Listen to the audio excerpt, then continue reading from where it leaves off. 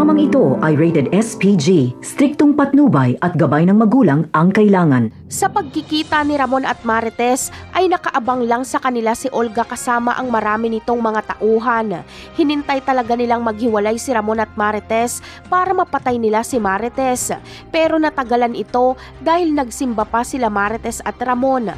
At nung pauwi na nga sila ay dito na nilapitan si Marites sa mga tauhan ni Olga para dukutin at patayin. Mabuti na nga lang ay hindi pa nakakalayo si Ramon kaya nailigtas niya si Marites.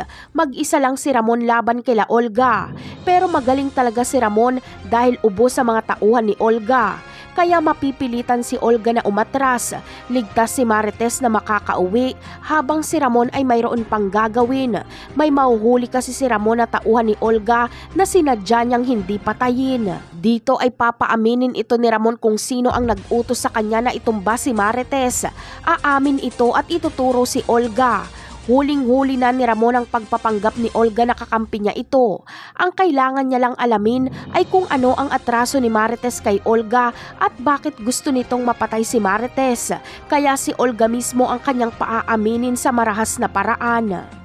Samantala, sa pag-uwi ni Marites ay gulo na naman dahil nagpang-abot sila ni Rigor. Siya pa rin ang sinisisi ni Rigor sa nangyari kay Lena. Pero sa pagkakataong ito ay nagpahayag na si Marites ng pagsuko. Ayon sa kanya ay pagod na siya kay Rigor. Sumabat naman si David na lumayas na lang daw umano si Marites kung pagod na ito dahil pagod na rin ang tatay niyang si Rigor. Napakarami pa nating dapat abangan sa mga susunod na episode. Paalam!